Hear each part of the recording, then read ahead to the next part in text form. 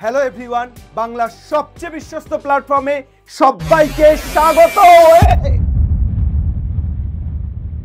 মহাপ্রলয়ে উড়িয়ে দেব যত বিস্ফোরণের শুকনো ছাই, আমি ব্রহ্মাণ্ডের প্রতিটি ধুলোয় পরমাণু খুঁজে পাই। একদমই তাই, শুধু ব্রহ্মাণ্ডের প্রতিটি ধুলোতে নয়, আসলে ব্রহ্মাণ্ডের প্রতিটি পদার্থের মধ্যে, প্রতিটি জীবের মধ্যে, সমস্ত কিছুর মধ্যে পরমাণু বিরাজমান।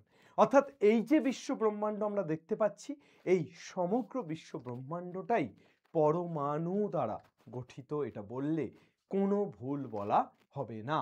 আজকে আমরা যে চ্যাপ্টারটি পড়তে চলেছি, চ্যাপ্টারটির নাম পরমাণুর নিউক্লিয়াস বা পারমাণবিক নিউক্লিয়াস। এই চ্যাপ্টারের আজকে আমরা ফুল কনসেপ্ট পড়ব, অর্থাৎ এই চ্যাপ্টার থেকে এক্স্যাক্টলি কি কি কনসেপ্ট আমাদের দরকার সেই সমস্ত কনসেপ্ট পড়ব। এই চ্যাপ্টার থেকে কোন কোন কনসেপ্টের উপর বেস করে কেমন কেমন প্রশ্ন আসে সেই প্রশ্নগুলো দেখে নেব, এবং অ্যাটলিস্ট এই চ্যাপ্টারটাকে আমরা ফিনিশ করব। অর্থাৎ কম্প্যাক্ট এই চ্যাপ্টারটি যদি শুরু থেকে শেষ পর্যন্ত এই লেকচারটি তোমরা কেউ দেখো, তাহলে আই থিঙ্ক তোমরা প্রত্যেকে এখানে ফুল মার্কস পাবে, এটা নিয়ে কোনো দ্বিমত নেই। তোমরা প্রত্যেকেই এই চ্যাপ্টার থেকে যদি সম্পূর্ণ নাম্বার পেতে চাও পরমাণু নিউক্লিয়াস চ্যাপ্টার থেকে মাধ্যমিকে, তাহলে অবশ্যই এই লেকচারটি দেখো। খুব ইম্পর্টেন্ট কিছু বিষয় তোমাদের সামনে তুলে ধরতে চলেছি। সো ফার্স্ট আমরা যেটা জেনে নেব সেটা হচ্ছে পরমাণু নিউক্লিয়াস এই চ্যাপ্টারটাতে। আচ্ছা, তার আগে আমরা একটু বলে দিই যে আমাদের SOE 9-10-এর একটি টেলিগ্রাম চ্যানেল আছে, এবং SOE বাংলা সার্চ করলে তোমরা একটা হোয়াটসঅ্যাপ চ্যানেল পাবে। এই দুটো চ্যানেলে একটু যুক্ত হয়ে থেকো।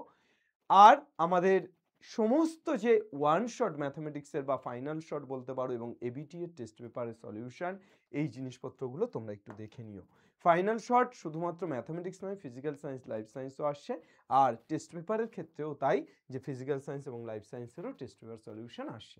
তো প্রথমেই আমরা শুরু করি যে পরমাণু। এই পরমাণু বলতে আমরা কি বুঝি? পরমাণু বলতে আমরা বুঝি প্রোটন, নিউট্রন এবং ইলেকট্রন। এটা নিয়ে কোনো দ্বিমত নেই। আমরা একটা পরমাণুকে ভাঙতে পারি রাদারফোর্ড মডেল বা বিভিন্ন মডেল, বোরস, রাদারফোর্ড মডেল, এগুলোর সাহায্যে আমরা জেনেছি যে হ্যাঁ, পরমাণু অবিভাজ্য নয়, পরমাণু বিভাজ্য, এবং পরমাণুকে ভাঙলে আমরা তিনটি অবস্থা পাচ্ছি। একটাকে বলা হচ্ছে প্রোটন, একটা নিউট্রন এবং একটা ইলেকট্রন। এবার আমরা একটা টোটাল পরমাণুকে দুটো অংশে ভাগ করতে পারি। কি কি অংশ? একটাকে বলা হয় নিউক্লিয়াস বা পরমাণুর একদম অন্তর্বর্তী অংশ, যেখানে কে থাকে? প্রোটন এবং নিউট্রন থাকে। আর এর বাইরে থাকে কক্ষপথ। এর বাইরে কক্ষপথ, এই পৃথিবীও কক্ষপথ গুলিয়ে ফেলতে পারে। এর বাইরে কক্ষপথ থাকে, যে কক্ষপথগুলোতে কি থাকে? যে কক্ষপথগুলোতে ইলেকট্রন থাকে। কি থাকে? যে কক্ষপথগুলোতে ইলেকট্রন থাকে। এইবার আমরা এর আগেই জেনেছি, প্রথম কক্ষপথে দুটোর বেশি থাকতে পারে না। আমরা এর আগেই জেনেছি, কি জেনেছি স্যার? যে পরমাণু ইলেকট্রন সবসময় নেগেটিভ, ঋণাত্মক তড়িৎগ্রস্ত। ইলেকট্রন সবসময় নেগেটিভ। প্রোটন কি স্যার? পজিটিভ। স্যার নিউট্রন কি? নিউট্রন নিস্তড়িত, অর্থাৎ নিউট্রন না পজিটিভ না নেগেটিভ। ক্লিয়ার? তাহলে এদের যে আচরণ বা এই প্রোটন, নিউট্রন এবং ইলেকট্রনের যে পজিটিভ না নেগেটিভ, এই বিষয়টা কিন্তু আমরা আগে জেনেছি। তাহলে একটা পরমাণু তিনটি অংশ দিয়ে গঠিত, প্রোটন, নিউট্রন এবং ইলেকট্রন। মোটামুটি এই পরমাণুর দুটো অবস্থান, একটা নিউক্লিয়াস আর একটা নিউক্লিয়াসের বাইরে তার বিভিন্ন কক্ষপথ। এবার এই কক্ষপথগুলো কে, এল, এম, এন এভাবে বেড়ে বেড়ে চলে, ওপি। ঠিক আছে? তাহলে এই হচ্ছে মোটামুটি আমাদের পরমাণুর নিউক্লিয়াস বা পরমাণু বলতে কি বুঝি সেই জায়গাটা। এইবার এই যে প্রোটন, নিউট্রন এবং ইলেকট্রন যে পড়লাম, এদের প্রত্যেকটা পয়েন্ট, অর্থাৎ এই যে ছকটা তোমাদের বানিয়ে দেওয়া হলো, এটা একটা নোটের মতো করে বানিয়ে দেওয়া হলো। এই প্রত্যেকটা জিনিস তোমাদের ইম্পর্টেন্ট, তোমাদের মাথায় রাখতে হবে। প্রথম আসি অবস্থান। ইলেকট্রনের অবস্থান কোথায়? নিউক্লিয়াসের বাইরের কক্ষপথ। প্রোটন নিউক্লিয়াসের ভিতরে, নিউট্রন নিউক্লিয়াসের ভিতরে। আধান স্যার, ইলেকট্রন ঋণাত্মক আধানযুক্ত, প্রোটন ভুল লিখেছে, প্রোটন ধনাত্মক আধান যুক্ত, আর নিউট্রন নিস্তড়িত বা আধানহীন। আধানের মান কত? ইলেকট্রনের আধানের মান -1.602 ইন্টু 10⁻⁻19, প্রোটন -1.602 ইন্টু 10⁻⁻19 সি, আর নিউট্রন কত? 0। আপেক্ষিক আধান, ও এটা ভুল করেছি, প্রোটন তো মাইনাস কি করে হবে ভাই, প্রোটন তো ধনাত্মক, তাহলে পজিটিভ হওয়া উচিত, এটা নেগেটিভ দিয়ে দিয়েছিল, সরি, প্রিন্টিং মিস্টেক। আচ্ছা, তাহলে আধানের মান ইলেকট্রন নেগেটিভ, প্রোটন পজিটিভ, আপেক্ষিক আধান -1, প্রোটনের +1 এবং নিউট্রনের 0। ভর, প্রোটনের ভর, ইলেকট্রনের ভর কত? 9.109 ইন্টু 10⁻31 কেজি, এটা ইলেকট্রনের ভর। প্রোটনের ভর 1.672 ইন্টু 10⁻27 কেজি, আর নিউট্রনের ভর 1.674 ইন্টু 10⁻27 কেজি। ঠিক আছে, আর এইটা হচ্ছে গ্রাম। কি ভুলভাল করেছে ভাই, গ্রাম, উপরেরটা কেজি, নিচেরটা গ্রাম, আমি গ্রামে লিখলে একটা, কেজিতে লিখলে আরেকটা। ঠিক আছে, চলো এটাও। আপেক্ষিক ভর, আপেক্ষিক ভর এটা খুব ইম্পর্টেন্ট একটা পয়েন্ট। আপেক্ষিক ভর কার? ইলেকট্রনের। প্রায় 1/1836, কার 1/1836? মনে রেখো, এই আপেক্ষিক ভরটা নির্ধারিত হয় হাইড্রোজেনের ভরের সাপেক্ষে। কার সাপেক্ষে? হাইড্রোজেনের ভরের সাপেক্ষে।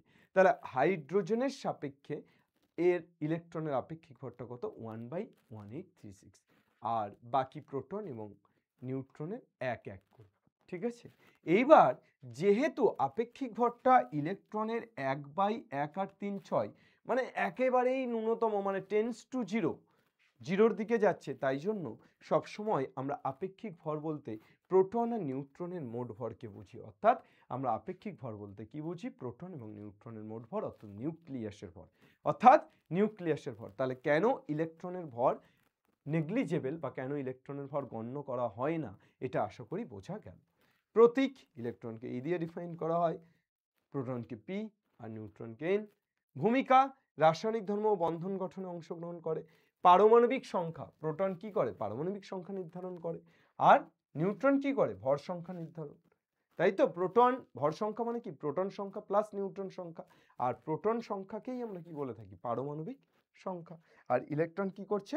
বিভিন্ন বন্ধন গঠন করছে। ওই যে ইলেকট্রন তোমার কক্ষপথ অষ্টক পূর্ণ করতে চাইছে, অর্থাৎ শেষ কক্ষপথে 8টাকে রাখতে চাইছে, তাহলে 8টার বেশি থাকলে বের করে দিচ্ছে, 8টার কম থাকলে নিচ্ছে। এইভাবে আয়নীয় বা সমযোজী বন্ধন তৈরি করছে। তড়িৎযোজী বন্ধন তৈরি করতেও পারে, শুধু আয়নীয় নয়। ঠিক আছে, বোঝা গেল না? গেল না? ইয়েস স্যার, বোঝা গেছে। চলো, তাহলে এই পুরো ছকটা আমরা বুঝতে পারলাম। আবিষ্কর্তাকে, ইলেকট্রনের আবিষ্কর্তা জে থমসন, প্রোটন এনএস রাদারফোর্ড, আর নিউট্রনকে জেমস চ্যাডউইক। ঠিক আছে, তাহলে এই পুরো ছকটার মধ্য দিয়ে আমরা ছকে নিলাম যে প্রোটন, নিউট্রন এবং ইলেকট্রন এই তিনটে জিনিস, তা কার আধান কত, কার ভর কত, কার আপেক্ষিক ভর কত, কে আবিষ্কার করছে, এই সবটা। ওকে, নেক্সট, নিউক্লিয়ন কাকে বলে? নিউক্লিয়ন, প্রোটন এবং নিউট্রন এদের যে মোট, সেটাকেই কি বলছি? একত্রে নিউক্লিয়ন। অর্থাৎ প্রোটন এবং নিউট্রন উভয়কে একত্রে আমরা নিউক্লিয়ন বলছি। প্রোটন এবং নিউট্রন উভয়কে একত্রে আমরা কি বলে থাকছি বাবা? নিউক্লিয়ন বলছি। এবার তারা নিউক্লিয়াসের, কেন নিউক্লিয়ন বলছি? কারণ তারা নিউক্লিয়াসের মধ্যে অবস্থান করে। কারণ কি? তারা নিউক্লিয়াসের মধ্যে অবস্থান করে। তাহলে প্রোটন এবং নিউট্রনকে একত্রে নিউক্লিয়ন বলা হচ্ছে। কেন নিউক্লিয়ন বলা হচ্ছে? কারণ তারা নিউক্লিয়াসের মধ্যে অবস্থান করছে। ওকে বাবা, চল। পরমাণুর ভর, ইলেকট্রনের ভর প্রোটন বা নিউট্রনের ভরের তুলনায়, ইলেকট্রনের ভরটা কত? প্রোটন বা নিউট্রনের ভরের তুলনায় 1836 গুণ কম। তাই পরমাণুর মোট ভরের ক্ষেত্রে ইলেকট্রনের ভরকে, এটা ঘর লিখেছে, ইলেকট্রনের ভরকে এখানেও তাই লিখেছে, নগণ্য ধরা হয়। পরমাণুর প্রায় সমস্ত ভর কোথায়? নিউক্লিয়াসে কেন্দ্রীভূত থাকে। তাহলে আমরা কি বলবো? পরমাণুর মোট ভর এটা ইকুয়াল টু নিউক্লিয়াসের ভর। কেন? কেননা পরমাণুর বেশিরভাগ ভরটাই নিউক্লিয়াসেই কেন্দ্রীভূত থাকছে। Is that clear or not? প্রত্যেকে বুঝে গেছো? হ্যাঁ স্যার, বুঝে গেছি। ওকে, চল। তাহলে পরমাণুর ভর এই বিষয়টা আমরা বুঝতে পারলাম। এইবার আমরা এক্স যদি একটি পরমাণু বলি, তাহলে এই পরমাণুর যে পারমাণবিক সংখ্যা বা প্রোটন সংখ্যা সেটাকে আমরা কি দিয়ে ডিফাইন করে থাকি? জেড দিয়ে। আর এই পরমাণুর যে ভর সংখ্যা সেটাকে আমরা কি দিয়ে ডিফাইন করে থাকি? এ দিয়ে। ভর সংখ্যা কি দিয়ে ডিফাইন করে থাকি? এ দিয়ে। আর জেড কি দিয়ে ডিফাইন করে থাকি? জেড কে কি বলি? পারমাণবিক সংখ্যা বা প্রোটন সংখ্যা। পারমাণবিক সংখ্যা বা প্রোটন সংখ্যা। ওকে বাবু, চল বোঝা গেল? চল এইবার আমরা মনে রাখবো যে এই পারমাণবিক সংখ্যা বা প্রোটন সংখ্যা এটা যা হবে ইলেকট্রন সংখ্যাও তাই হয়। কোনো পরমাণুর প্রোটন সংখ্যা যা হয় ইলেকট্রন সংখ্যাও তাই হয়। কিন্তু ভর সংখ্যা মানে কি? ভর সংখ্যা মানে proton plus neutron. Proton plus neutron, ঠিক আছে? তো এখানে তো নিউট্রন সংখ্যা আর প্রোটন সংখ্যা যে একই হবে এমন কোনো কথা কিন্তু নেই। নিউট্রন সংখ্যা প্রোটন সংখ্যা আলাদা হতেই পারে। প্রোটন সংখ্যার সাথে সবসময় ইলেকট্রন সংখ্যা সমান হয়, কিন্তু প্রোটন সংখ্যা নিউট্রন সংখ্যা একইও হতে পারে, আলাদাও হতে পারে, হতেই পারে। ধর কার্বন কত পারমাণবিক সংখ্যা? প্রোটন সংখ্যা কত? 6। তাহলে এর ভর সংখ্যা কত? 12। কেন? কেননা 6টা প্রোটন 6টা নিউট্রন আছে। কিন্তু এই C612টা C613ও হতে পারে। স্যার কেমন করে? তখন নিউট্রন সংখ্যাটা একটা বেড়ে গেল, 7টা হয়ে গেল। অর্থাৎ প্রোটন সংখ্যা 6, নিউট্রন সংখ্যা 6 হলো 12। প্রোটন সংখ্যা 6 কিন্তু নিউট্রন সংখ্যা 7, তখন কি হয়ে যাচ্ছে? 13। তাহলে এটা কিন্তু হতে পারে। হ্যাঁ স্যার, ইয়েস স্যার, হতে পারে। ঠিক আছে, চলো বোঝা গেল ব্যাপারটা? ও বাবা, এখান থেকেই আমরা জুড়ে যাচ্ছি। আইসোটোপ কাকে বলছে? আইসোটোপ একই মৌলের যেসব পরমাণু, খুব খুব খুব গুরুত্বপূর্ণ প্রশ্ন, পরীক্ষায় আসার মতো প্রশ্ন। ঠিক আছে, এখানেও যেমন এই প্রশ্নটা পারমাণবিক ভর, এটা কিন্তু পরীক্ষায় আসার মতো প্রশ্ন। নিউক্লিয়ান পরীক্ষায় আসার মতো প্রশ্ন। ঠিক একই রকম ভাবে আইসোটোপ পরীক্ষায় আসার মতো প্রশ্ন। একই মৌলের যেসব পরমাণুর প্রোটন সংখ্যা সমান, প্রোটন সংখ্যা অর্থাৎ পারমাণবিক সংখ্যা একই থাকে, কিন্তু নিউট্রন সংখ্যা আলাদা হওয়ার জন্য ভর সংখ্যা, পর সংখ্যা লিখেছে, কি সব লিখেছে, নিউট্রন সংখ্যা আলাদা হওয়ার জন্য, ভিন্ন হওয়ার জন্য ভর সংখ্যা ভিন্ন হয়, তবে তাদেরকে কি বলা হয়? আইসোটোপ। তাহলে একই মৌলের যেসব পরমাণুর প্রোটন সংখ্যা বা পারমাণবিক সংখ্যা একই থাকে, কিন্তু নিউট্রন সংখ্যা ভিন্ন হওয়ার জন্য ভর সংখ্যা ভিন্ন হয়, তাদেরকে আমরা কি বলে থাকি? আইসোটোপ। যেমন আমরা হাইড্রোজেনের ক্ষেত্রে, হাইড্রোজেনের প্রোটন সংখ্যা 1, পারমাণবিক সংখ্যা 1, তাহলে নিউট্রন 0, নিউট্রন নেই। তারপরে আমরা যদি চলে আসি যে হাইড্রোজেনের প্রোটন সংখ্যা 1, নিউট্রন সংখ্যা 1, তাহলে টোটাল কত হয়ে গেল? 2। তাহলে তারপর প্রোটন সংখ্যা 1, নিউট্রন সংখ্যা 2, তাহলে নিউট্রন সংখ্যা 2 হলে 1 আর 2 কত হয়ে যাচ্ছে? 3 হয়ে যাচ্ছে। তাহলে প্রথম হাইড্রোজেনকে কি বলা হয়? প্রোটিয়াম। দ্বিতীয় হাইড্রোজেনকে কি বলা হয়? ডাইটেরিয়াম। আর তৃতীয় হাইড্রোজেনকে কি বলা হয়? ট্রাইটিয়াম। প্রোটিয়াম, ডাইটোরিয়াম, ট্রাইটিয়াম। প্রোটিয়াম, ডাইটোরিয়াম, ট্রাইটিয়াম। ঠিক আছে, মনে থাকবে। এইরকম ভাবে অ্যাজ ফর এক্সাম্পল আরো এক্সাম্পল কি দিতে পারি? কার্বন, কার্বনের কি? C612, C613, C614, C612, C613, C614। তাহলে কার্বনের 3টি আইসোটোপ, হাইড্রোজেনের 3টি আইসোটোপ। কার্বনের 3টি আইসোটোপ C612, C613, C614, এর মানে কি? যে এদের প্রত্যেকের ক্ষেত্রে পারমাণবিক সংখ্যা 6, কিন্তু ভর সংখ্যা 12, 13, 14। তার মানে প্রথমটার ক্ষেত্রে নিউট্রন সংখ্যাও 6, দ্বিতীয়টার ক্ষেত্রে নিউট্রন সংখ্যা 7, আর তৃতীয়টার ক্ষেত্রে নিউট্রন সংখ্যা কত? 8টা। ঠিক আছে, তাহলে এইটা বোঝা যাচ্ছে কি যাচ্ছে না? হ্যাঁ স্যার, বোঝা যাচ্ছে। চল এবার চলে আসি আইসোবার। আইসোটোপের পর কি চলে আসি? আইসোবার। যেসব ভিন্ন মৌলের পরমাণুর ভর সংখ্যা একই থাকে, অর্থাৎ প্রোটন আর নিউট্রনের মোট সংখ্যা। ভর সংখ্যা আমরা কাকে বলি? ভর সংখ্যা বলি প্রোটন এবং নিউট্রনের মোট সংখ্যাকে। তাহলে এই প্রোটন এবং নিউট্রনের মোট সংখ্যা বা ভর সংখ্যা একই থাকে, কিন্তু প্রোটন সংখ্যা আলাদা হয়, তাদের পরস্পরকে আইসোবার বলা হয়। তাহলে প্রোটন এবং নিউট্রনের যে মোট সংখ্যা, যেসব ভিন্ন মৌলের পরমাণুর ভর সংখ্যা অর্থাৎ প্রোটন এবং নিউট্রনের মোট সংখ্যা সেটা সেম থাকছে, কিন্তু আলাদা কে হচ্ছে স্যার পারমাণবিক সংখ্যা বা প্রোটন সংখ্যা আলাদা হচ্ছে। যেমন তোরা যদি বলিস যে কার্বন, আমি কি পেলাম, কার্বনের একটা আইসোটোপ পেলাম C612, আবার আমরা জানি নাইট্রোজেন 7, এই C614, নাইট্রোজেন কত 740। ওকে, আরে hydrogen, helium, lithium, beryllium, boron, carbon, nitrogen তো, হ্যাঁ, তাহলে নাইট্রোজেন কত, নাইট্রোজেন হচ্ছে 714। তাহলে সেক্ষেত্রে দেখ এরা দুজন কি, এদের দুজনের ভর সংখ্যা সমান কিন্তু পারমাণবিক সংখ্যা আলাদা, তাহলে এদেরকে কি বলবো, আইসোবার বলবো। কি বলবো এদেরকে, আইসোবার বলবো।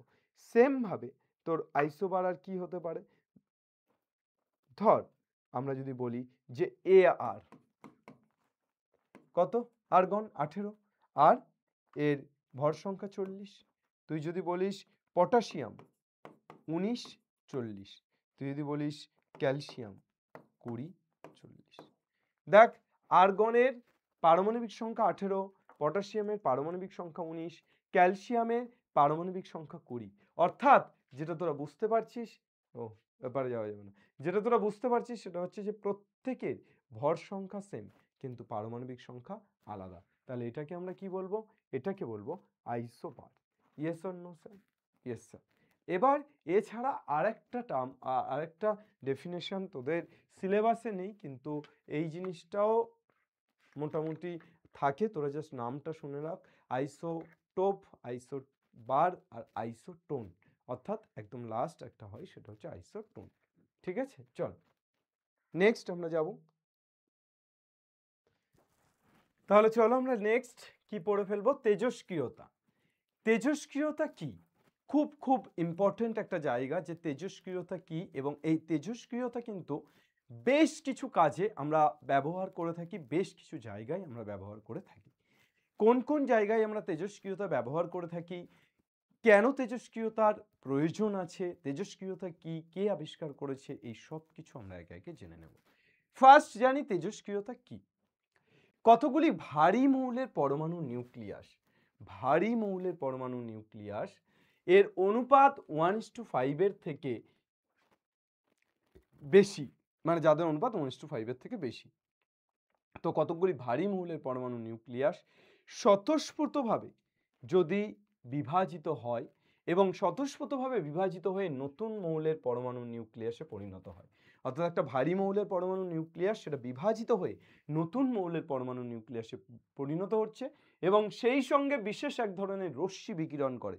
তো এই যে কাজটা করছে, অর্থাৎ একটা নিউক্লিয়াস বিভাজিত হয়ে আরেকটা নিউক্লিয়াসে পরিণত হচ্ছে, এই সময় একটা রশ্মি বিকিরণ করছে, সেই রশ্মি বিকিরণ যে করে, যা ফটোগ্রাফি ক্রিয়েট এর উপর ক্রিয়া করে বা গ্যাসের মধ্য দিয়ে যাওয়ার সময় গ্যাসকে আয়নিত করে। ভারী মৌলের পরমাণুর এরূপ রশ্মি বিকিরণের ধর্মকে তেজস্ক্রিয়তা বলা হয়। তাহলে ভারী মৌলের পরমাণু নিউক্লিয়াস ভেঙে গিয়ে অন্য মৌলের একটা নিউক্লিয়াস তৈরি হচ্ছে এবং এই পুরো কার্যকারিতা চলার সময় যে তেজস্ক্রিয় রশ্মি বিকিরণ করছে তাকেই আমরা তেজস্ক্রিয় তা বলছি। এবং যেসব মৌলিক পদার্থ থেকে এইসব রশ্মি বিকিরিত হয় তাদেরকে কেমন বলে, কি বলে, তাদেরকে তেজস্ক্রিয় মৌল। তাহলে তেজস্ক্রিয় মৌল কাদেরকে বলে, যাদের থেকে তেজস্ক্রিয় বিকিরিত হয় বা যাদের থেকে তেজস্ক্রিয়তার রশ্মি বিকিরিত হয় তাদেরকেই কি বলবো, তেজস্ক্রিয় মৌল। উদাহরণ ইউরেনিয়াম, ইউরেনিয়াম কত, U92, থোরিয়াম 90, রেডিয়াম, এভাবে চলছে, পোলোনিয়াম, অ্যাক্টিনিয়াম, রেডন ইত্যাদি ভারী স্বাভাবিক তেজস্ক্রিয় মৌলের উদাহরণ। তাহলে তেজস্ক্রিয় মৌলের উদাহরণ দিতে বললে তোমাকে ইউরেনিয়াম, থোরিয়াম, রেডিয়াম, পরে পড়বে যে তেজস্ক্রিয় মৌল এই যে ইউরেনিয়ামোত্তর পরবর্তী মৌল, অর্থাৎ ইউরেনিয়াম থেকে শুরু করে এখানে ইউরেনিয়ামোত্তর হবে, ইউরেনিয়ামোত্তর পরবর্তী মৌল সকলগুলোই কি আমরা কি বলবো, মৌলগুলিকে তেজস্ক্রিয় মৌল বলবো। অর্থাৎ ইউরেনিয়ামোত্তর পরমাণু মৌলগুলির কি হয়, নিউক্লিয়াস ভারী হয়। আবিষ্কার কে করেছে, বিজ্ঞানী হেনরি বেকারেল, বিজ্ঞানী হেনরি বেকারেল হচ্ছে আবিষ্কারক। ওকে, তাহলে ইউরেনিয়ামোত্তর পরবর্তী মৌলগুলোকে আমরা কি মৌল বলে থাকি, আমরা তেজস্ক্রিয় মৌল বলে থাকি। ক্লিয়ার? এবার তাদের উদাহরণ uranium, thorium, radium, polonium, actinium, radon ইত্যাদি ভারী স্বাভাবিক তেজস্ক্রিয় মৌলের উদাহরণ। এদের প্রত্যেকে থেরিয়াম TH90, তারপর রেডিয়াম Ra88। ঠিক আছে, চল নেক্সট। এরপর আমরা চলে আসব 1902 সালে রাদারফোর্ড তেজস্ক্রিয় রশ্মি আলফা রশ্মিকে আবিষ্কার করেন, আলফা বিটা এবং গামা রশ্মি। তাহলে আলফা বিটা এবং গামা রশ্মি এই জিনিসগুলো আমরা এবার পড়ে ফেলব। 1902 সালে রাদারফোর্ড তেজস্ক্রিয় রশ্মি তিনটে তেজস্ক্রিয় রশ্মি বা কণা আবিষ্কার করেন, তার মধ্যে একটাকে বলা হচ্ছে আলফা, একটাকে বিটা, একটাকে গামা। তাহলে আলফা বিটা এবং গামা রশ্মির ধর্মের তুলনা। প্রথমে আসি প্রকৃতি। খুব ভালো করে বুঝবে আলফা রশ্মিটা কি। আচ্ছা, হিলিয়াম, হাইড্রোজেন হিলিয়াম, হি। তাহলে হিলিয়ামের পারমাণবিক সংখ্যা কত? 2। হিলিয়ামের ভর সংখ্যা কত? স্যার হিলিয়ামের ভর সংখ্যা 4। তাহলে পারমাণবিক সংখ্যা 2, ভর সংখ্যা 4। স্যার তাহলে পারমাণবিক সংখ্যা মানে তো প্রোটন সংখ্যা, তাহলে প্রোটন সংখ্যা 2। তাহলে হিলিয়ামের প্রোটন সংখ্যা যদি 2 হয়, হিলিয়ামের বাইরে ইলেকট্রন কটা আছে? আমি বলেছিলাম প্রোটন যা থাকবে ইলেকট্রন তাই থাকবে। তাহলে প্রোটন যেহেতু দুটো আছে, তাহলে ইলেকট্রন কটা আছে? অবভিয়াসলি দুটো আছে। তাহলে ইলেকট্রন সংখ্যা কত? ইলেকট্রন সংখ্যা 2। এইবার এই দুটো ইলেকট্রনই যদি বাদ দিয়ে দিই, হিলিয়ামের দুটো ইলেকট্রনই বেরিয়ে যাচ্ছে, তাহলে দুটো ইলেকট্রনই যদি বেরিয়ে যায়, তাহলে পড়ে থাকছে কি? শুধু নিউক্লিয়াস। এই যে শুধু নিউক্লিয়াস, হিলিয়ামের যে শুধু নিউক্লিয়াস, এটাকেই বলা হচ্ছে আলফা রশ্মি। ক্লিয়ার না? ক্লিয়ার না? হিলিয়ামের যে নিউক্লিয়াস, এই নিউক্লিয়াসকেই আমরা কি বলছি? আলফা রশ্মি। ওকে। বিটা রশ্মি কি? বিটা রশ্মি কিন্তু শুধুমাত্র ইলেকট্রন কণার স্রোত, উচ্চ ঋণাত্মক, উচ্চ গতি সম্পন্ন ঋণাত্মক তড়িৎগ্রস্ত ইলেকট্রন কণার স্রোত, এটাকেই কি বলছি? বিটা রশ্মি। আর গামা রশ্মি নিস্তড়িত অথচ অতি ক্ষুদ্র তরঙ্গ দৈর্ঘ্য বিশিষ্ট তড়িৎ চুম্বকীয় তরঙ্গ। গামা রশ্মি কি? তড়িৎ চুম্বকীয় তরঙ্গ। এবার চলে এসো আধান। প্রতিটি আলফা কণা, তার মধ্যে কটা আধান থাকে? 2টি প্রোটনের আধানের সমান। অর্থাৎ প্রতিটি আলফা কণার আধানটা কার? প্রতিটি আলফা কণার আধান 2টি প্রোটনের আধানের সমান। 2টি প্রোটনের আধানের সমান, অর্থাৎ 2p+। ওকে। তাহলে প্রতিটি আলফা কণার আধানটা কার সমান? 2টো প্রোটনের আধানের সমান। চল, প্রতিটি বিটা কণার আধান একটি ইলেকট্রনের আধানের সমান। আর গামা রশ্মি কি? আধানহীন। ভর, আলফা কণার ভর একটি প্রোটনের ভর। এটা খুব খুব খুব ইম্পর্টেন্ট এবং ভাইরাল। এই খুব মানে ভাইরাল, হ্যাঁ ভাইরালই বলা যায়, কারণ এটা দিয়ে কোশ্চেন আসে। মনে রাখবে, একটি আলফা কণার ভর একটি প্রোটনের ভরের প্রায় 4 গুণ হয়। একটা আলফা কণার ভর কি হয়? একটা প্রোটন কণার ভরের 4 গুণ হয়। অর্থাৎ একটা প্রোটন কণার যে ভর, তার থেকে একটা আলফা কণার ভর কত হবে? 4 গুণ হবে। ঠিক আছে। প্রতিটি বিটা কণার ভর ইলেকট্রনের ভরের সমান। ইলেকট্রন কণারই তো স্রোত। আর গামা রশ্মি ভরহীন। ভেদন ক্ষমতা, 3টি রাশির মধ্যে এদের ভেদন ক্ষমতা সবচেয়ে কম। ভেদন ক্ষমতা এর কি? আলফার চেয়ে প্রায় 50 গুণ বেশি। গামা রশ্মির ভেদন ক্ষমতা সব থেকে বেশি। তাহলে ভেদন ক্ষমতা অনুযায়ী যদি সাজাই, তাহলে alpha less than beta less than gamma. ভেদন ক্ষমতা অনুযায়ী সাজাই। আয়নীয় ক্ষমতা, আয়নীয় ক্ষমতা অনুযায়ী যদি সাজাই, তাহলে alpha greater than beta greater than gamma. বেগ, আলোর বেগের 1/10 অংশ। কার বেগ? তোর হচ্ছে আলফা রশ্মির বেগ। বিটা রশ্মির বেগ আলোর বেগের সমান, আর গামা রশ্মির বেগ আলোর বেগের সমান। চল, আর তড়িৎ চুম্বকীয় ক্ষেত্রের বিক্ষেপ কত? তড়িৎ ক্ষেত্রে ও চৌম্বক ক্ষেত্র দ্বারা বিক্ষিপ্ত হয়। তড়িৎ ক্ষেত্র চৌম্বক ক্ষেত্রের দ্বারা বিক্ষিপ্ত হয় ধনাত্মক মেরুর দিকে বেশি বাঁকে। কোনো বিক্ষেপ হয় না, সোজা পথে চলে। তাহলে এটাও মাথায় রাখবে।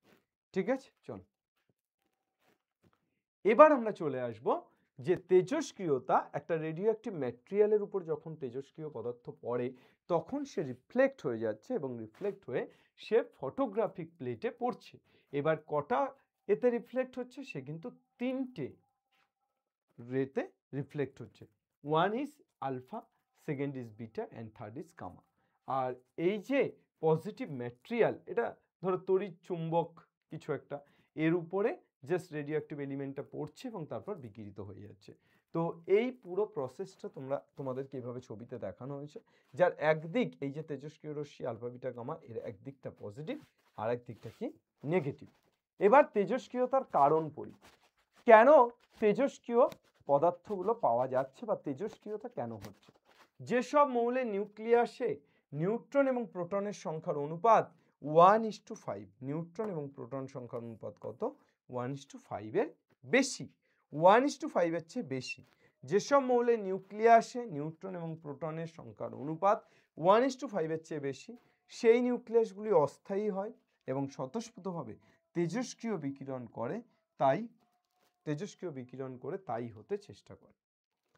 যাদের পারমাণবিক সংখ্যা 82 বা পারমাণবিক গুরুত্ব 206 এর বেশি, পারমাণবিক গুরুত্ব মানে ভর সংখ্যা 206 এর বেশি, সেগুলোই তেজস্ক্রিয়তা ধর্ম প্রদর্শন করে। যেমন ইউরেনিয়ামোত্তর মৌলগুলো, এরা তেজস্ক্রিয় ধর্ম প্রদর্শন করে। আর কি বললাম? নিউট্রন এবং প্রোটন সংখ্যার অনুপাত 1:5 এর চেয়ে বেশি, অর্থাৎ নিউক্লিয়াসগুলি অস্থায়ী যদি হয় তাহলে এগুলি স্বতঃস্ফূর্তভাবে তেজস্ক্রিয় বিকিরণে অংশ নেয়। চল এবার চলে আসি তেজস্ক্রিয়তার বৈশিষ্ট্য। এগুলো একদম থিওরিটিক্যাল কোশ্চেন, কিছু নেই আলাদা করে বলার। তেজস্ক্রিয়তার বৈশিষ্ট্যের মধ্যে তেজস্ক্রিয় একটি নিউক্লিয় ঘটনা, এর সাথে পরমাণু মধ্যস্থ নিউক্লিয়াস বা বাইরের ইলেকট্রনের কোনো সম্পর্ক নেই, এটা পুরোটাই নিউক্লিয়াসের মধ্যে ঘটছে। তাহলে পরমাণু মধ্যস্থ নিউক্লিয়াসের বাইরের ইলেকট্রনের এর সাথে কোনো সম্পর্ক নেই। বাহ্যিক চাপ, উষ্ণতা ও রাসায়নিক বিক্রিয়া, তড়িৎ ক্ষেত্র বা চৌম্বক ক্ষেত্র, রাসায়নিক গঠন প্রভৃতি তেজস্ক্রিয়তাকে প্রভাবিত করে না। অর্থাৎ তেজস্ক্রিয়তা যেহেতু একেবারেই ভিতরে ব্যাপারটা ঘটছে, তাই এই যে বাহ্যিক চাপ, উষ্ণতা, রাসায়নিক বিক্রিয়া, তড়িৎ ক্ষেত্র বা চৌম্বক ক্ষেত্র, এগুলো কিছুই তেজস্ক্রিয়তাকে প্রভাবিত করছে না। যেসব মৌলের পারমাণবিক গুরুত্ব 206 এর বেশি তারা তেজস্ক্রিয়তা ধর্ম প্রদর্শন করে, এটা তো বললাম। তেজস্ক্রিয় বিকিরণে 3 ধরনের রশ্মি থাকে। কি কি? তেজস্ক্রিয় বিকিরণে যে রশ্মিগুলো থাকে তার মধ্যে 1 আলফা, 2 বিটা এবং 3 গামা। তেজস্ক্রিয়তা হলো একটি নিউক্লিয়াসের ভাঙন বা বিঘটন। তেজস্ক্রিয়তা কি? একটি নিউক্লিয়াসের ভেঙে ফেলা বা একটি নিউক্লিয়াসকে ভাঙা, এটাকেই কি বলছি? তেজস্ক্রিয়তা। একটি মৌল সম্পূর্ণ ভিন্ন রাসায়নিক এবং ভৌত ধর্মবিশিষ্ট নতুন মৌলে পরিণত হয়।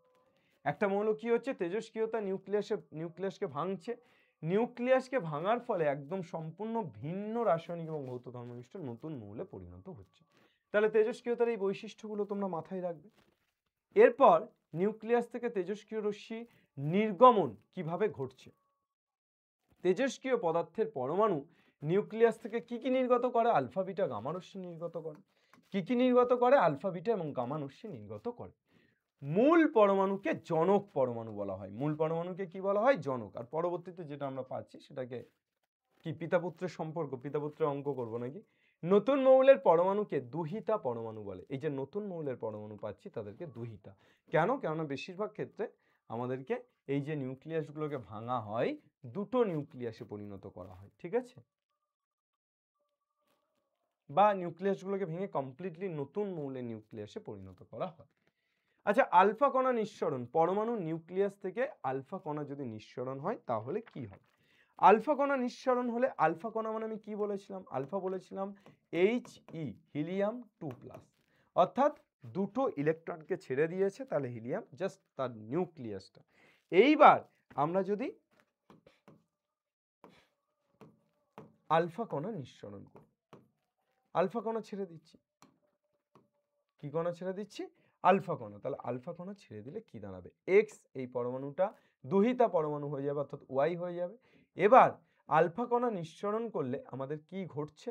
আমরা পড়েই এসছি যে এখানে দেখো ছকটা, যে একটা আলফা কণার ভর প্রোটনের প্রায় 4 গুণ, তাহলে 4p, তাহলে ভরটা কত কমে যাচ্ছে? ভর সংখ্যাটা কত কমে যাচ্ছে? 4 কমে যাচ্ছে। আর আধান কত বলেছিলাম? একটা আধান দুটো প্রোটনের আধানের সমান, তাহলে আধান 2 কমে যাচ্ছে। তাহলে আধান কত কমে যাচ্ছে? 2, অর্থাৎ Z-2। আর তোর এ এর সাথে কত হচ্ছে? E-4। কেন স্যার? হোয়াই? এটা ঘেঁটে ফেলতে পারিস তোরা, একটুখানি পাল্টে দিচ্ছি। আমি তো তোদেরকে বলেছিলাম যে একটা আলফা কণা নিঃসরণ হলে, একটা আলফা কণা মানে 4টে প্রোটনের ভরের সমান আর দুটো প্রোটনের আধানের সমান। তাহলে একটা আলফা কণা যদি নিঃসরণ হয় তাহলে কি হয়ে যাচ্ছে? ভর সংখ্যাটা 4 কমে যাচ্ছে আর আধানটা 2 কমে যাচ্ছে।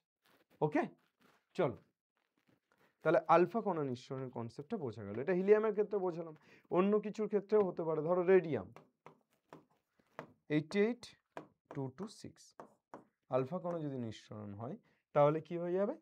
অবভিয়াসলি রেডিয়ামটা হয়ে যাবে 86,224। 2 2 সরি 4টে নির্গত হচ্ছে, তাহলে 2 2 2, ওকে 2 2 2। চলো তাহলে রেডিয়ামটা কি হয়ে গেল, রেডিয়ামটা হয়ে গেল রেডন। রেডিয়ামটা কি হয়ে গেল, এটা ছিল রেডিয়াম, তাহলে এই রেডিয়ামটা কি হয়ে গেল, রেডিয়ামটা হয়ে গেল রেডন। চলো বিটা কণা নিঃসরণ, বিটা কণা মানে তো একটা ইলেকট্রন নিঃসরণ। কোন তেজস্ক্রিয় মৌলের পরমাণু নিউক্লিয়াসের একটি নিউট্রন ভেঙে একটি প্রোটন ও একটি ইলেকট্রন উৎপন্ন করে। অ্যাকচুয়ালি আমাদের যে পরমাণু মডেল আমরা পড়েছি সেখানে আমরা পড়েছি যে পরমাণুকে ভাঙলে 3টে উপাদানে ভাঙা যাচ্ছে, প্রোটন, নিউট্রন এবং ইলেকট্রন। আর আমরা পড়েছিলাম এই পারমাণবিক মডেলের মধ্যে যে এই প্রোটন, নিউট্রন, ইলেকট্রন এদেরকে ফার্দার ডিকম্পোস্ট করা যায় না, অর্থাৎ এদেরকে আবার যে ভাঙা প্রোটন, নিউট্রন এবং ইলেকট্রন তাকে কিন্তু ভাঙা যায় না। বাট এখন আমরা জানতে পারছি যে না, ভাঙা সম্ভব, এবং ভেঙে আমরা কি পাচ্ছি, একটি নিউট্রনকে ভেঙে একটি প্রোটন এবং একটি ইলেকট্রন উৎপাদন করতে পারছি, অর্থাৎ একটি নিউট্রনকে ভেঙে একটা প্রোটন এবং একটা ইলেকট্রন উৎপন্ন করতে পারছি। এটা বিজ্ঞানের সফলতা। এবার উৎপন্ন ইলেকট্রনটা কি হচ্ছে, তীব্র বেগে নিউক্লিয়াস থেকে বিটা কণা রূপে নির্গত হয়ে যাচ্ছে, বিটা কণা রূপে নির্গত হয়ে যাচ্ছে, তাহলে প্রোটন বেড়ে যাচ্ছে, তাহলে নিউক্লিয়াসের মধ্যে প্রোটন সংখ্যাটা বেড়ে যাচ্ছে। নিউক্লিয়াস ভেঙে যাচ্ছে, এই নিউট্রন ভেঙে যাচ্ছে, তাহলে নিউট্রন ভেঙে প্রোটন আর ইলেকট্রন হয়ে যাচ্ছে, যার মধ্যে থেকে ইলেকট্রন বেরিয়ে যাচ্ছে, তাহলে পড়ে থাকছে কি, প্রোটন। তাহলে পরমাণু নিউক্লিয়াসের মধ্যে প্রোটন সংখ্যা অ্যাকচুয়ালি কি হচ্ছে, বাড়ছে। তাহলে একটা ইলেকট্রন বেরিয়ে যাচ্ছে, প্রোটন সংখ্যা কত বাড়ছে। চলে আয় এক্স জেড এ, কটা ইলেকট্রন বেরোচ্ছে, একটা, সরি কটা বিটা কণা নিঃসরণ হচ্ছে, একটা বিটা কণা নিঃসরণ হচ্ছে।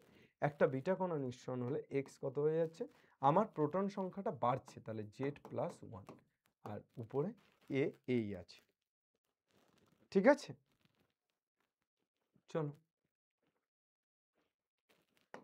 আর কি, গামা রশ্মি। গামা রশ্মি নিঃসরণের কয়েকটা পয়েন্ট তোমরা একটু দেখে নেবে। কোনো তেজস্ক্রিয় মৌলের একটি পরমাণু থেকে আলফা বিটা কণা নিঃসরণ করার ফলে সৃষ্ট অপত্য নিউক্লিয়াস উত্তেজিত অবস্থায় থাকে।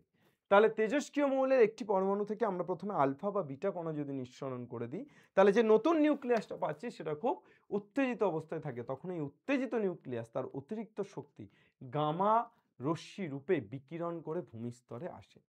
সেই জন্যই কেবলমাত্র আলফা বা বিটা রশ্মি নির্গমনের পরেই গামা রশ্মির নির্গমন ঘটে। গামা রশ্মি নিঃসরণের ফলে পরমাণুর ভর সংখ্যা এবং পারমাণবিক সংখ্যার কোনো পরিবর্তন হয় না।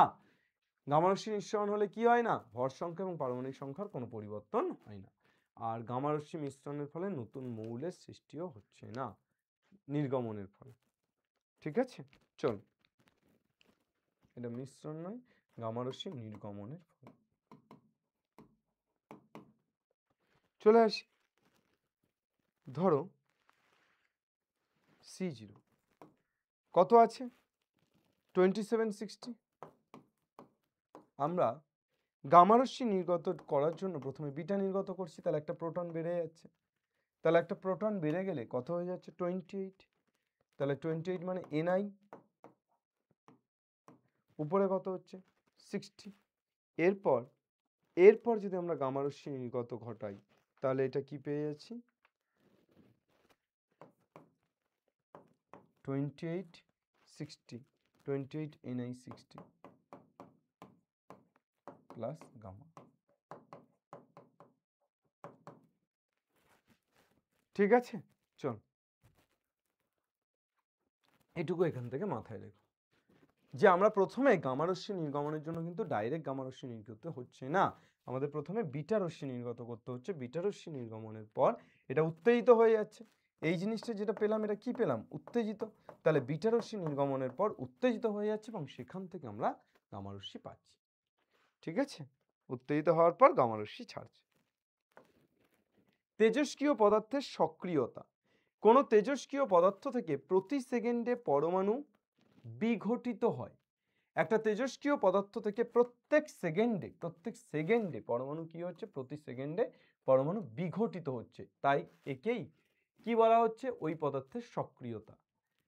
এর একক কি কি আছে, বেকারেল, এটা কি এসআই একক, কুরি কুড়ি কি একক? সিজিএস একক।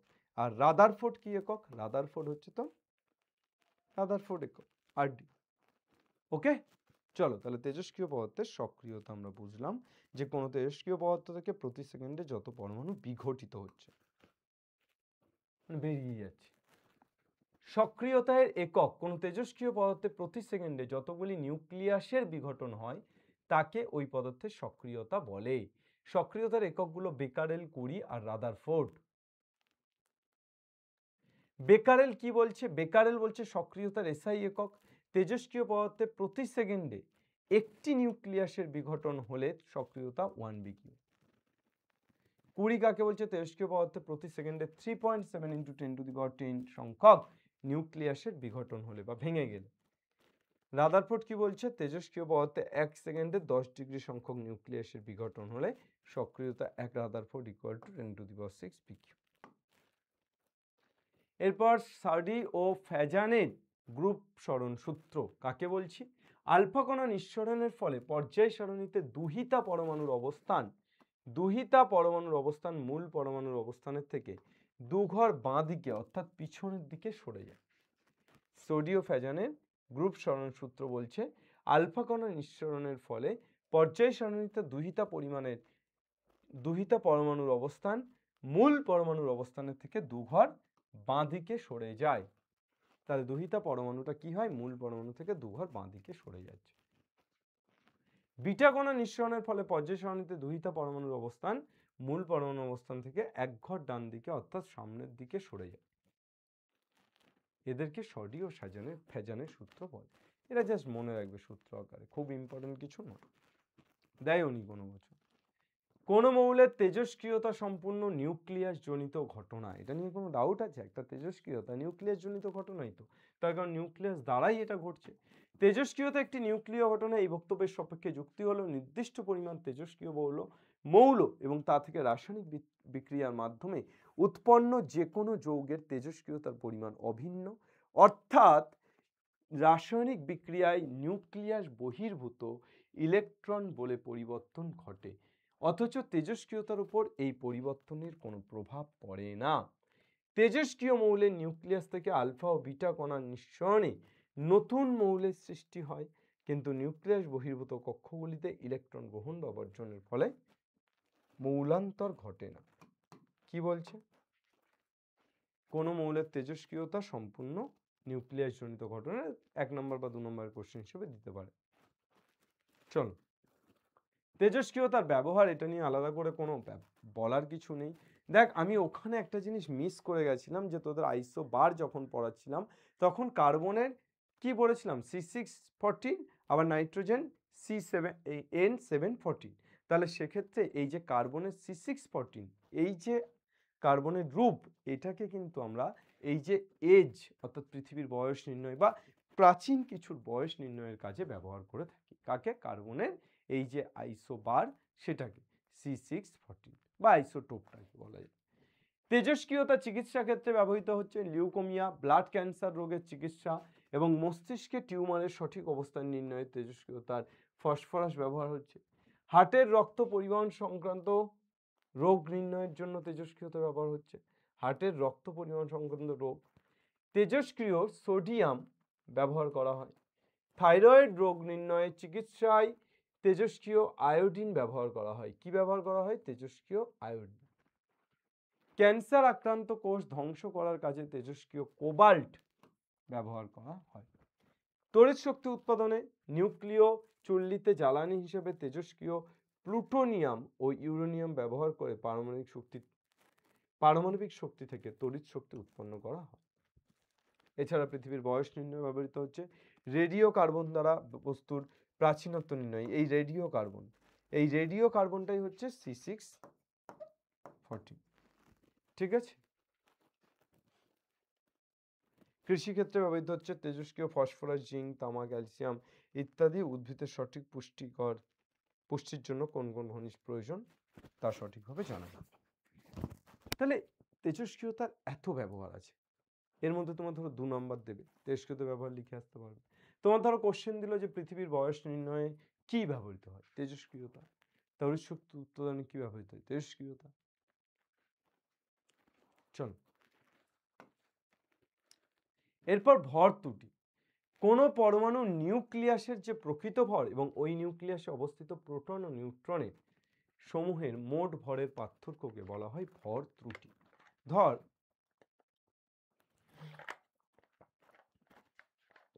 এটা একটা বাস্তব উদাহরণ দিয়ে বললে কি বলা যায়, তাহলে এই বিষয়টাই তোদেরকে মাথায় রাখতে হবে যে অ্যাকচুয়ালি আমাদের পরমাণু নিউক্লিয়াসে কে থাকছে, প্রোটন আর নিউট্রন থাকছে। এবার আমি যদি এমপি এটা প্রোটনের ভর বুঝি, এম এন এটা যদি নিউট্রনের ভর বোঝাই, তাহলে নিউট্রনের ভর কিন্তু প্রোটনের ভরের থেকে একটু বেশি। তার কারণ তোর নিউট্রনের ভর 1837 গুণ আর প্রোটনের ভর 1836। যেহেতু 1837 1836 এর থেকে একটু বেশি, তাই জন্য নিউট্রনের ভরটা কিন্তু একটুখানি বেশি। তো এই জায়গা থেকে যদি তোরা আসিস, তাহলে অ্যাকচুয়ালি তোরা লিখতে পারিস যে ভর বিচ্যুতি ইকুয়াল টু কি লিখতে পারিস, ভর বিচ্যুতি। ভর বিচ্যুতি ইকুয়াল টু তোরা লিখতে পারিস যে প্রত্যাশিত ভর মাইনাস প্রকৃত ভর।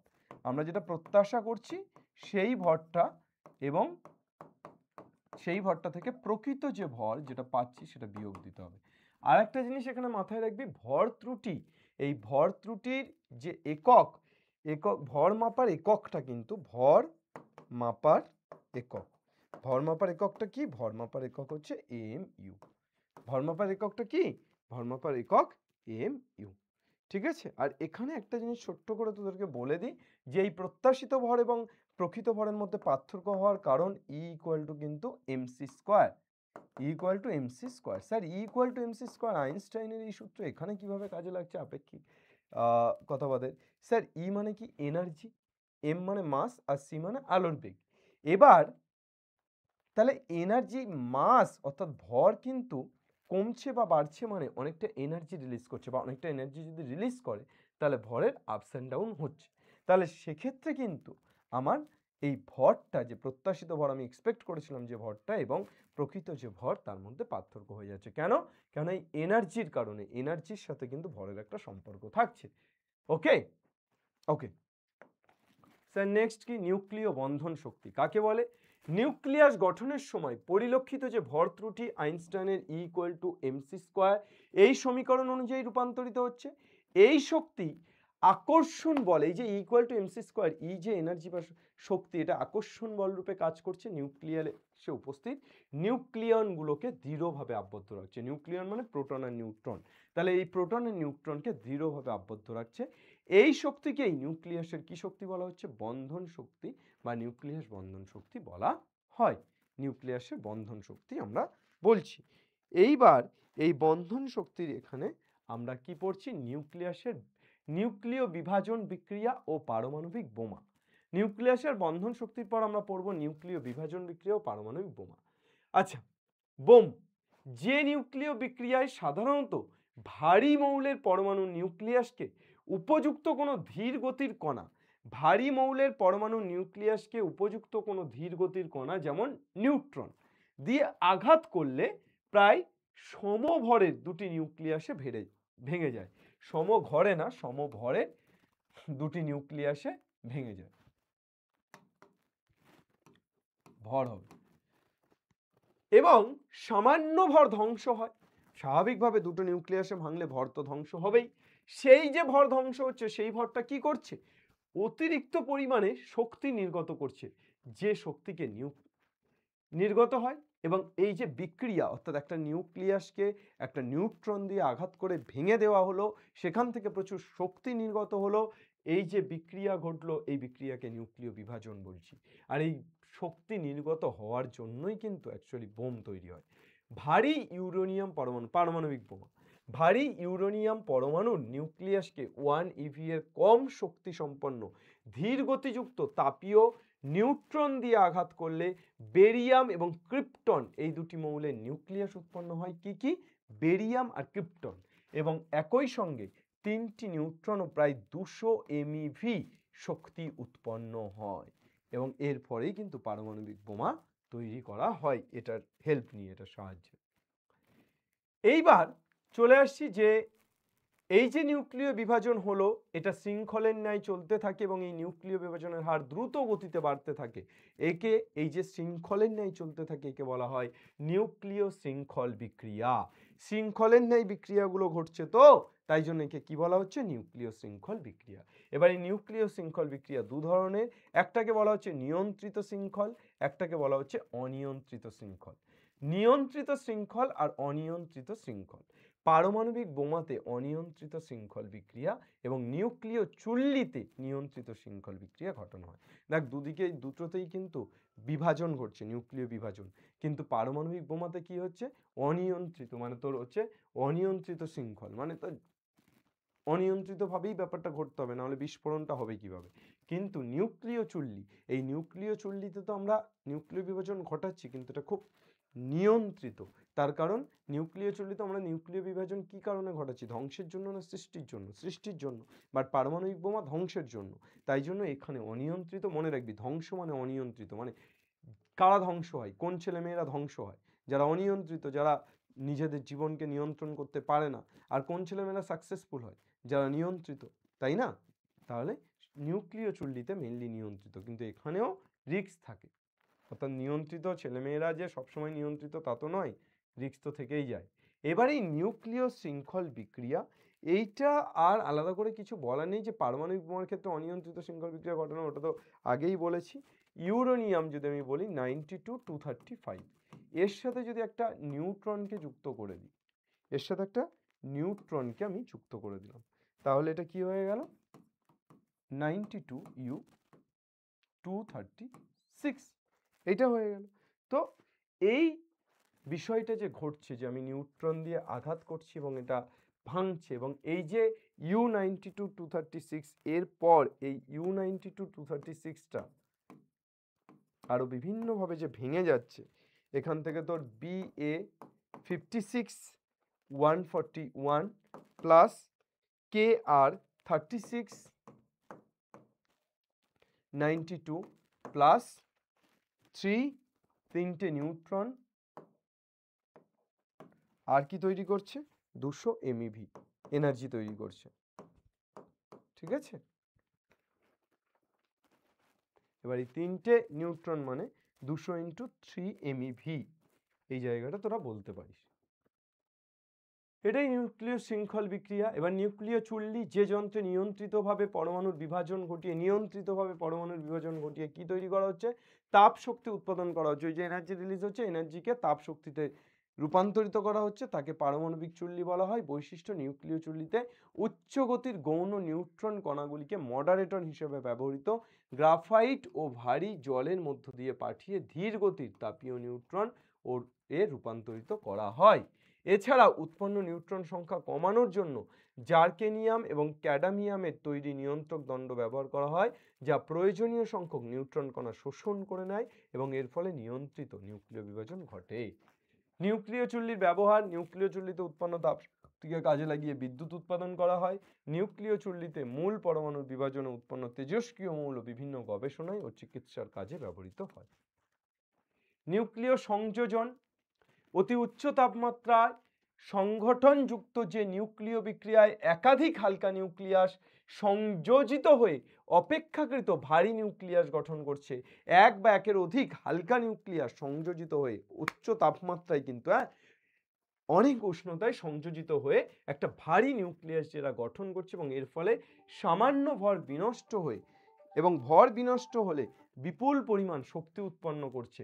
এই যে বিপুল পরিমাণ শক্তি নির্গত হচ্ছে, সেই নিউক্লিয় বিক্রিয়াকে আমরা কি বলবো, নিউক্লিয় সংযোজন বলবো। কি বলবো, নিউক্লিয় সংযোজন। উদাহরণ হচ্ছে 4টি সাধারণ হাইড্রোজেনের নিউক্লিয়াস সংযোজিত হয়ে একটি হিলিয়ামের নিউক্লিয়াস তৈরি করে। 4টি সাধারণ হাইড্রোজেনের নিউক্লিয়াস সংযোজিত হয়ে কি তৈরি করে, একটি হিলিয়ামের নিউক্লিয়াস তৈরি করে। এই যে 4টি হাইড্রোজেনের নিউক্লিয়াস সংযোজিত হয়ে কটা হিলিয়াম তৈরি করছে, একটা হিলিয়াম। এটা অ্যাকচুয়ালি এটা এরকম হবে, টুটা সাফিক্সে, টুটা ওখানে দেখে মনে হচ্ছে 2 এর মাথায় হিলিয়াম আছে, এই, ঠিক আছে। 4টি হাইড্রোজেন সংযোজিত হয়ে একটি হিলিয়াম, এবং তার সাথে কি তৈরি করছে, প্রচুর পরিমাণে এনার্জি তৈরি করছে, শক্তি তৈরি করছে। 1938 খ্রিস্টাব্দে বিজ্ঞানী বেথে ও ওয়াইস্যাকার বলেন যে সূর্য অন্যান্য নক্ষত্রের ক্ষেত্রে অতি উচ্চ উষ্ণতায় সংঘটিত এক প্রকার নিউক্লিয় সংযোজনের ফলেই এদের অভ্যন্তরে প্রতিনিয়ত বিপুল শক্তির উদ্ভাবন ঘটে। এটাও মাথায় রাখবে, ঠিক আছে? এই মোটামুটি পড়া। আর তোমার সামান্য অসাবধানতা বা প্রাকৃতিক বিপর্যয়ের কারণে নিউক্লিয় চুল্লির দুর্ঘটনার ফল ভয়াবহ হতে পারে, কারণ এক্ষেত্রে অনিয়ন্ত্রিত নিউক্লিয় বিভাজন ঘটার সম্ভাবনা থাকে, ঠিক আছে? 1986 সালে ইউক্রেনের চেরনোবিলে হওয়া নিউক্লিয় মেল্ট ডাউন এবং 2011 সালে 11ই মার্চ জাপানের ওকুমার ফুকুশিমায় সুনামির ফলে 6টি নিউক্লিয় চুল্লির মধ্যে ওটির বিপুল বিপর্যয় ঘটে। এই চুল্লিগুলিতে বিস্ফোরণজনিত ভয়াবহ ফলাফলের কথা সারা পৃথিবীর স্থায়ী দুশ্চিন্তার কারণ। যে এখানে যদি অনিয়ন্ত্রিত একবার হয়ে যায় তাহলে কিন্তু সেটা সারা পৃথিবীর দুশ্চিন্তার কারণ হয়ে উঠবে। আর কি নিউক্লিয় বিভাজন আর নিউক্লিয় সংযোজনের মধ্যে পার্থক্য, ঠিক আছে স্যার? এটুকুই মোটামুটি আমাদের পড়তে হবে। তাহলে এখান থেকে আমরা যদি একবার শুরু থেকে শেষ পর্যন্ত পুরো ব্যাপারটাকে রিভিশন করে নিই যে কি কি আমাদের পড়তে হবে, আমাদের পরীক্ষায় আসার মতো কি কি আছে। এটা তো তোমাদের পরীক্ষায় আসার মতো কিছু নেই। এই ছকটা ভীষণ ইম্পর্টেন্ট, এই ছকটা পরীক্ষায় আসার মতো। এখান থেকে নিউক্লিয়ন কাকে বলে, পরমাণুর ভর বলতে কি বোঝো, আইসোটোপ, আইসোটোপের উদাহরণ, আইসোবার, আইসোবারের উদাহরণ, তেজস্ক্রিয়তা কি, উদাহরণ, আবিষ্কারক, প্রত্যেকটা জিনিস শর্ট কোশ্চেন হিসাবে, তেজস্ক্রিয় রশ্মি, আলফা বিটা গামা রশ্মির এই পুরো ছকটা আলফা বিটা গামা রশ্মি, এবং এই যে জায়গাগুলো আমি গোল গোল করেছি যেগুলো ইম্পর্টেন্ট, যে একটা আলফা রশ্মির ভর প্রোটনের ভরের 4 গুণ, একটা আলফা রশ্মির আধান প্রোটনের আধানের 2 গুণ, এই জায়গাগুলো। এখান থেকে তেজস্ক্রিয়তার কারণ পড়বে, তেজস্ক্রিয়তার বৈশিষ্ট্য পড়বে, তেজস্ক্রিয় রশ্মি নির্গমন, নিউক্লিয়াস থেকে তেজস্ক্রিয় রশ্মি নির্গমনের এই যে আলফা কণা নিঃসরণ, বিটা কণা নিঃসরণের যে ইকুয়েশনগুলো, যে কি হচ্ছে, ঘটনাটা ঘটছে, এই জিনিসপত্রগুলো একটু পড়বে, ঠিক আছে? গামা কণা নিঃসরণ, গামা কণা নিঃসরণের আগে বিটা কণা নিঃসরিত হয় কেন, উত্তেজিত করার জন্য, এই ব্যাপারগুলো একটু পড়বে। এখান থেকে তেজস্ক্রিয় পদার্থের সক্রিয়তা, তার একক পড়বে, ঠিক আছে? এখান থেকে কি পড়বে, সক্রিয়তার বিভিন্ন একক, ডেফিনেশন। এটা খুব ইম্পর্টেন্ট নয়, তবে একটু জাস্ট জেনে রাখবে। কোনো তেজস্ক্রিয়তা সম্পূর্ণ নিউক্লিয়াসজনিত ঘটনা, এটা একটা ইম্পর্টেন্ট কোশ্চেন। তেজস্ক্রিয়তার ব্যবহার খুব ইম্পর্টেন্ট কোশ্চেন। ভর ত্রুটি খুব ইম্পর্টেন্ট কোশ্চেন, ভর ত্রুটি। নিউক্লিয় বন্ধন শক্তি খুব ইম্পর্টেন্ট এখান থেকে, ঠিক আছে? নিউক্লিয় বিভাজন বিক্রিয়া, পারমাণবিক বোমা শৃঙ্খল না, পারমাণবিক বোমা কেমন বিক্রিয়া, অনিয়ন্ত্রিত বা না নিয়ন্ত্রিত, এই ধরনের প্রশ্ন কিন্তু আমাদের এমসিকিউ আসে। নিউক্লিয় চুল্লি, নিউক্লিয় চুল্লির ব্যবহার, নিউক্লিয় সংযোজন কাকে বলছি, নিউক্লিয় সংযোজন মেনলি হাইড্রোজেন, 4টে হাইড্রোজেন ভেঙে একটা হিলিয়ামে পরিণত হচ্ছে, ঠিক আছে? হাইড্রোজেন বোম বানানো হয় নিউক্লিয় সংযোজনকে ব্যবহার করে। আর এই যে নিউক্লিয় বিভাজনের যদি একটু এদিক ওদিক হয়, অসাবধানতা হয় নিয়ন্ত্রিত বিভাজনগুলোর ক্ষেত্রে, তাহলে কি ঘটবে, আর নিউক্লিয় বিভাজন এবং নিউক্লিয় সংযোজনের পার্থক্য, এই আজকের এই চ্যাপ্টারে মেন জিস্ট। এই জিনিসগুলো পড়তে পারলেই তোমরা আশা করি এই চ্যাপ্টারে আগুন লাগিয়ে দিতে পারবে। Thank you everyone. আশা করি এই ক্লাসটি তোমাদের অনেক অনেক অনেক উপকারে লাগলো। প্রত্যেকটা জিনিস নোট আকারে তোমরা পড়ে ফেলবে। তোমরা যদি এই চ্যাপ্টারের হ্যান্ড রিটেন নোট চাও তাহলে কমেন্টে জানিও। আমি তোমাদের যে SOE 910 চ্যানেল আছে টেলিগ্রাম, সেই টেলিগ্রাম চ্যানেলে হ্যান্ড রিটেন নোটও দিয়ে দেবো, এবং SOE বাংলা যে হোয়াটসঅ্যাপ চ্যানেল সেখানেও হ্যান্ড রিটেন নোট দিয়ে দেবো। তোমরা হ্যান্ড রিটেন নোট চাইছো কিনা, এক্স্যাক্টলি এই জিনিসটা তো তোমাদের থাকছেই, টেলিগ্রামে যাচ্ছে, তার পাশাপাশি হ্যান্ড রিটেন নোট চাইছো কিনা কমেন্টে লিখে জানিও। আর ক্লাসটা কেমন লাগলো অবশ্যই যদি শুরু থেকে শেষ পর্যন্ত দেখে থাকো কমেন্টে লিখে জানিও, ঠিক আছে? আর অবশ্যই SOE 910 নতুন ভিজিট করে থাকলে চ্যানেলটিকে সাবস্ক্রাইব করো। Thank you everyone. বাংলার প্রত্যেকটি ছেলে মেয়ে পড়বে, শিখবে এবং জিতবে। জয় হিন্দ।